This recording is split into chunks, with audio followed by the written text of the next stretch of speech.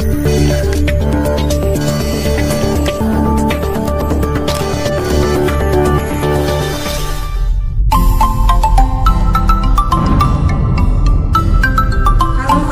aktivis perempuan di seluruh Nusantara, hari ini K2N KSBSI hadir dengan bentuk yang berbeda, sebuah perjuangan yang dilalui melalui training dan pelatihan. Hari ini kita menggelar sebuah training dengan tema Gender Counselor Training yang bertujuan untuk menciptakan kader-kader konselor yang handal dan profesional. Untuk itu, kita ikuti.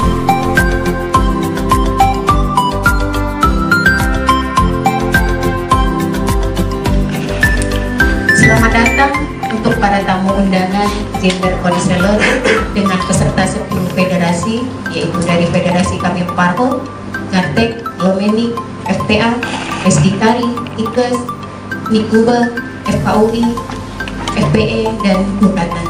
Baik, acara hari ini bertujuan mencetak advokat-advokat perempuan yang handal dan profesional.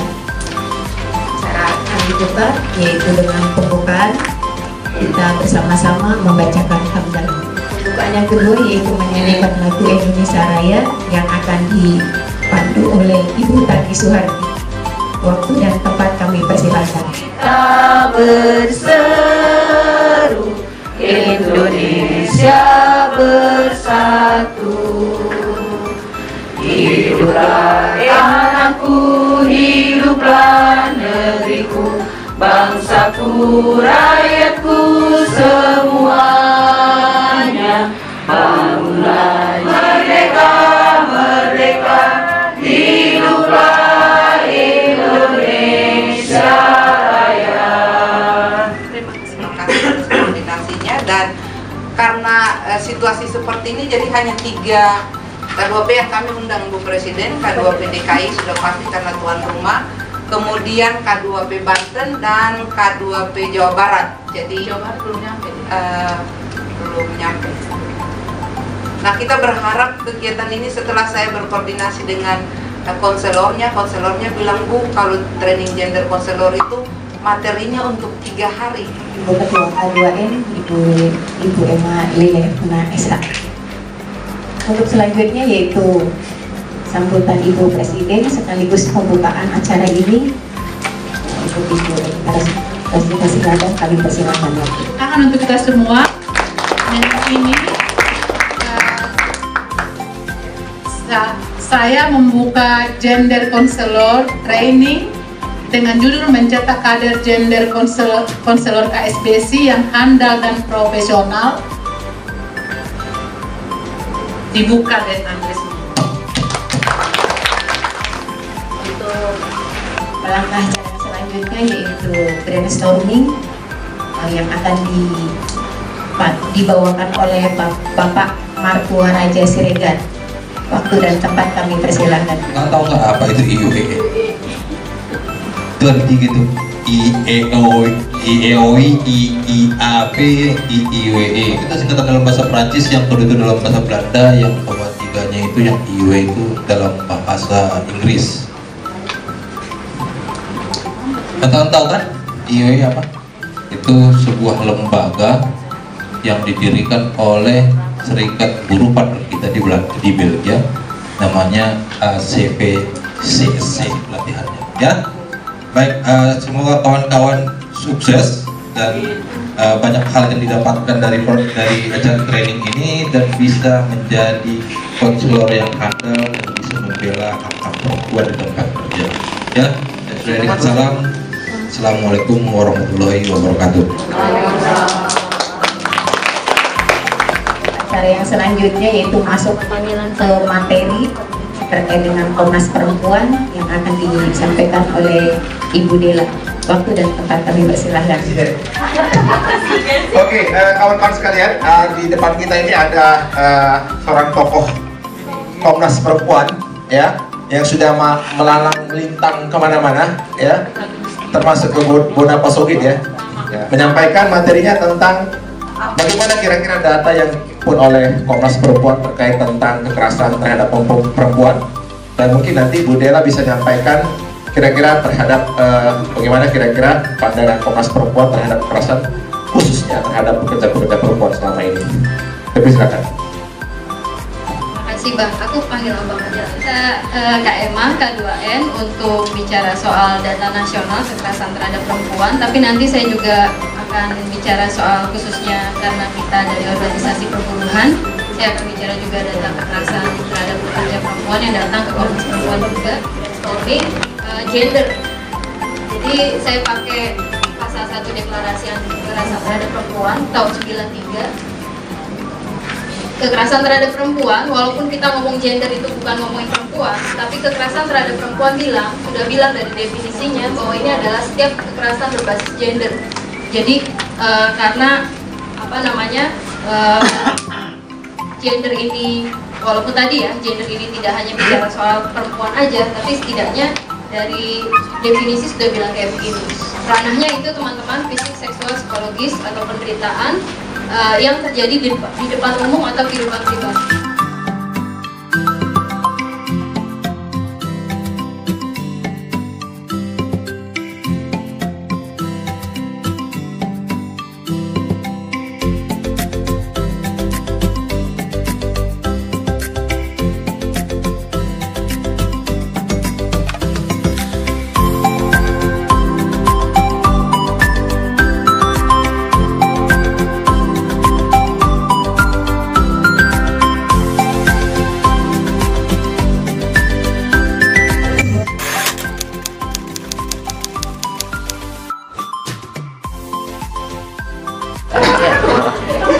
Ya, terima kasih. Selamat sore. Assalamualaikum warahmatullahi wabarakatuh. Saya Elirot Kasilapan, Presiden KSBSI.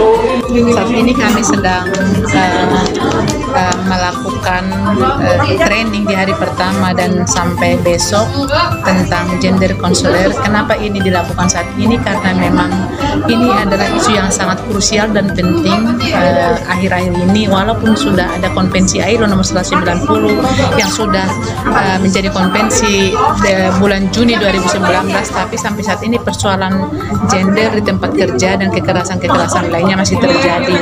Saya sih menyoroti karena memang isu ini masih kurang begitu hangat dan begitu peduli di kalangan masyarakat dan juga di kalangan serikat buruh. Pemahaman gender sendiri juga masih belum maksimal diketahui, dan ini akan selalu kami kampanyekan dan sering-sering kami lakukan melalui sosialisasi, diskusi-diskusi, membership meeting, dan juga kampanye-kampanye yang kami lakukan setiap ada kegiatan-kegiatan, misalnya di training kah, apakah di kesempatan yang lain, tapi kami menyelipkan sebuah acara yang memang menjelaskan apa sih gender based violence ini, apa sih isu gender ini, kenapa harus dipelajari oleh serikat buruh, kenapa harus masyarakat harus mengetahuinya, dan ini sangat perlu saya kira karena KSBSI sudah lama membuat ini masuk menjadi sebuah training, dan kami memang memiliki komite kesetaraan gender dan mereka senantiasa membuat acara-acara seperti ini, training dan kampanye, dan juga membuat survei bahkan riset tentang ini. Jadi banyak sekali masalah-masalah yang memang belum terungkap sampai saat ini, apakah itu karena di tempat kerja, apakah misalnya karena laki-laki dan perempuan atau sama perempuan. Intinya pemahamannya adalah kurang dimaknai oleh masyarakat dan serikat buruh. Sebenarnya kekerasan itu apakah memang karena kita disentuh atau karena memang kita tersakiti secara emosional atau seperti apa. Jadi itu masih perlu kampanye dan juga pendalaman yang masih lebih dalam lagi.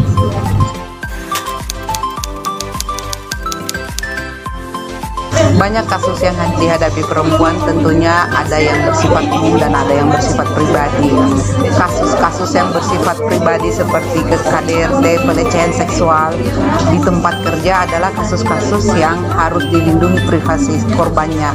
Sehingga tujuan konseling ini dibuat agar K2P kami dan konselor federasi itu memahami bagaimana membimbing seseorang, bagaimana menjaga kerahasiaan seorang korban, dan bagaimana mengarahkan seorang korban untuk memulihkan trauma dia dari kekerasan, tetapi kemudian korban itu terlindungi privasinya di depan umum, baik di media sosial maupun di lingkungan masyarakat. Itulah tujuan kenapa Komisi Kesetaraan Nasional KSBSI melakukan kegiatan training gender konselor. Jadi mencetak konselor-konselor KSBSI yang siap untuk mendampingi mendampingi korban-korban kekerasan, baik kekerasan di tempat kerja maupun kekerasan di dalam masyarakat.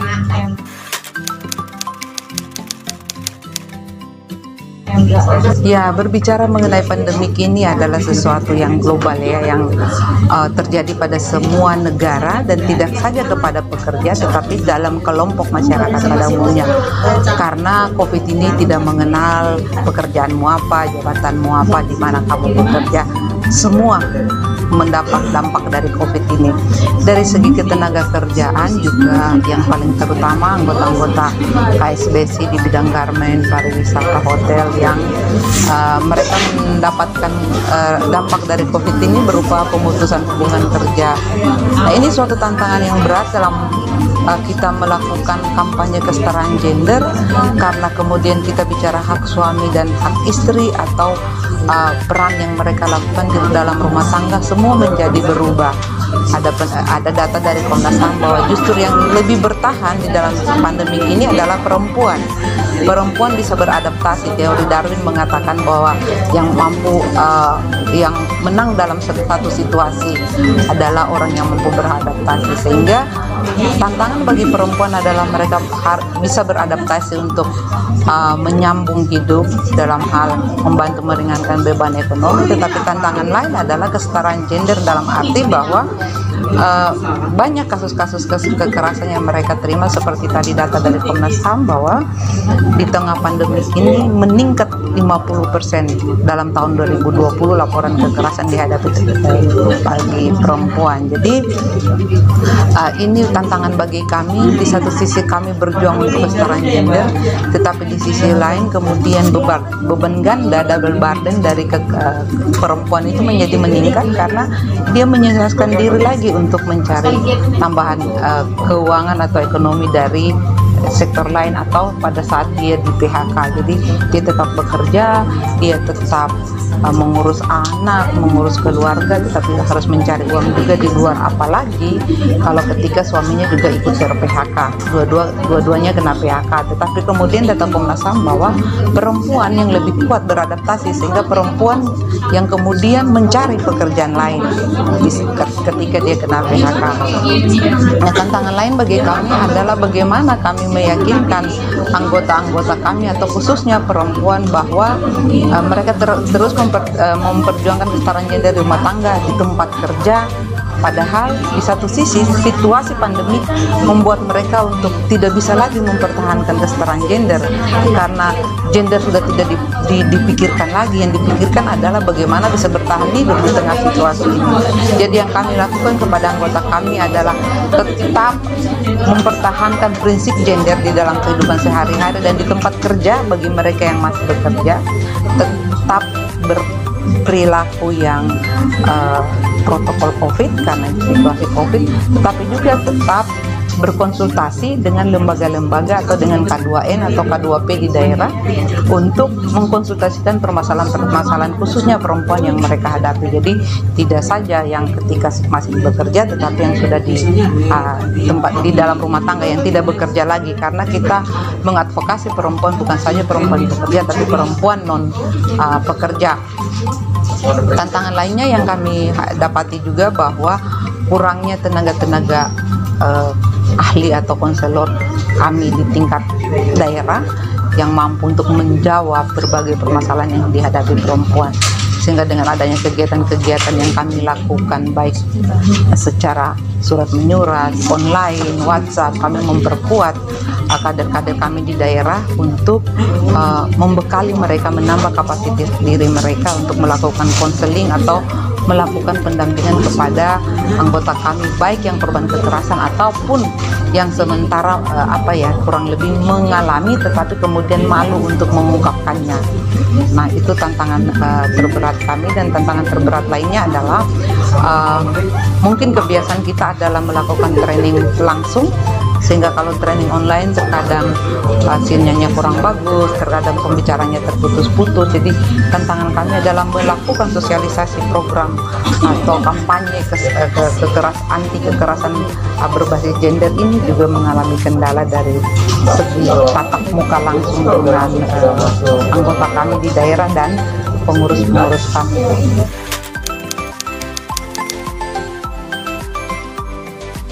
Jadi ketika teman-teman sudah berkomitmen untuk membentuk komite pengaduan kekerasan di tempat kerja, menurut saya yang harus disiapkan pedoman. Dari awal adalah pedoman penerimaan pengaduan. Ini penting teman-teman. Bagaimana cara teman-teman mendengar ketika ada pengaduan, itu juga ada tekniknya, teknik mendengar. Mendengarnya nggak cuma dengan telinga, tapi juga dengan hati. Bagaimana kita mendengar korban gitu. Bagaimana kita tidak menginterupsi korban atau menunjukkan sikap seperti tidak mendukung korban. Itu kita belajar kenapa kita perlu belajar soal konseling, soal psikologi korban gitu. Yang selanjutnya adalah yang perlu juga ketika kita akan membuat komite pengaduan, itu adalah pedoman pencatatan. Jadi dalam pedoman pencatatan itu teman-teman menuliskan data korban selengkapnya, data pelaku selengkapnya, kemudian juga kronologis yang terjadi apa. Dan yang terpenting dari sebuah pencatatan adalah kebutuhannya korban. Jadi karena kita sebagai komite itu akan bekerja atas nama korban atau dengan kepentingan terbaik untuk korban, artinya kita harus tahu betul-betul kebutuhannya korban apa. Bukan keinginan kita, tapi kebutuhan korban. Itulah yang nanti akan jadi strategi kita untuk melakukan advokasi kepada korban, yaitu untuk kepentingan terbaiknya bagi korban. Yang selanjutnya juga adalah, yang terakhir ini adalah pedoman penanganan. Teman-teman juga harus punya pedoman ini, bagaimana cara menanganinya, entah itu dalam internal perusahaan misalnya, atau karena ini sudah ranah hukum juga penanganannya harus ke ranah hukum dan sebagainya. Saya pikir itu. Jadi teman-teman memang harus siap sekali dengan pedoman-pedoman ini. Dan semuanya ini bisa dipelajari, bukan sesuatu yang sulit. Dan semua ini kalau dalam pengalaman saya pakai jam terbang gitu. Bagaimana kita sering menerima korban, bicara dengan korban, dengan sendirinya perspektif korban, kepedulian terhadap korban itu akan tergali dengan sendirinya dengan jam terbang tadi yang saya bilang gitu. Dan semua ini pakai proses, saya juga pakai proses. Terima kasih.